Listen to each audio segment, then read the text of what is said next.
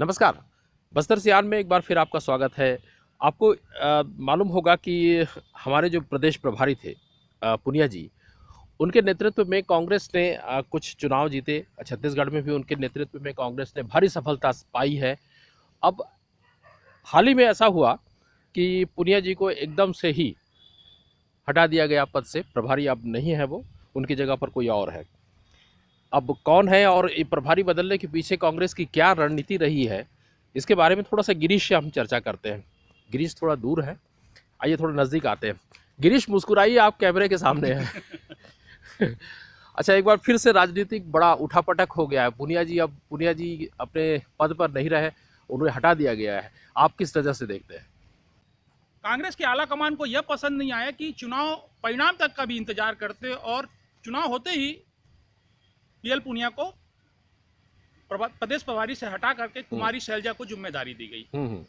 मेरे को ऐसा लगता है अच्छा। कि जो भानु प्रतापपुर में ब्रह्मानंद नेताम का जो पास्को एक्ट का मामला को राजनीतिक मुद्दा बनाया गया, संभवतः यह बात आला कमान को पसंद नहीं आई। अच्छा। और उसको लेकर जिस तरह से यहाँ पे कांग्रेस एक उग्र रूप दिखा रही थी, क्या कांग्रेस इस टाइप की राजनीति संभवतः बदले की राजनीति तौर पे नहीं करती है। यह राजनीति जिस तरह से कांग्रेस ने की, कहीं ना कहीं मोदी जी की याद ही दिलाई कि मोदी जी भी चुनाव के वक्त ही ऐसे ही मुद्दे उठा करके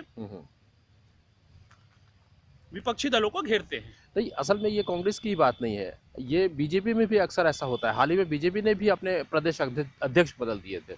हाँ, बीजेपी में भी कुछ दिन पहले वो प्रदेश दौरे के दौरान ही प्रदेश प्रभारी पुरेंद्र को बदल दिया गया और उनकी जगह ओम माथुर को जिम्मेदारी दी गई। उस समय भी प्रदेश के कांग्रेसी नेता ने सवाल उठाया था कि आनन फानन में क्यों प्रदेश प्रभारी को बदला गया, बीजेपी पर सवाल उठाया था। लेकिन कुछ महीने बाद कांग्रेस का संगठन भी वही काम किया कि वो आनन फानन में कि परिणाम का इंतजार कर लेता और इसके बाद अगर जीत रही है कांग्रेस वहां पे, बस वही जीत और हार का अंतर को लेके ही विवाद है। तो जीत के बाद अगर पीएल पूनिया जी की विदाई होती तो एक सम्मानजनक विदाई मानी जा सकती थी, लेकिन चुनाव के बाद ही विदाई हुई तो कहीं ना कहीं लगता है आला कमान को उनकी कम से कम भानु प्रतापपुर की चुनावी रणनीति पसंद नहीं आ रही थी। अच्छा, अभी एक साल ही बाकी है, विधानसभा चुनाव होने को है। अब इसमें जो संगठन के इस तरह से प्रमुख बदले जाते हैं तो क्या असर पड़ता है राजनीति पर या पार्टी विशेष पर?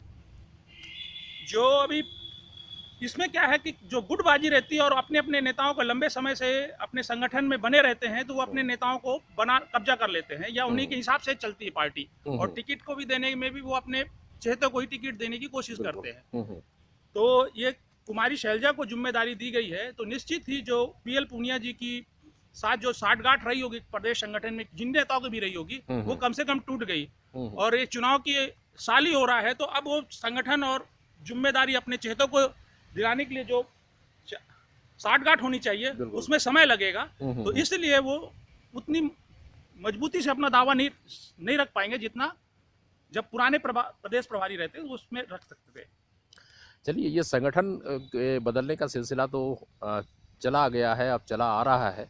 देखते हैं अगली बार किसी अन्य मुद्दे के साथ में आपसे फिर से मुलाकात करेंगे।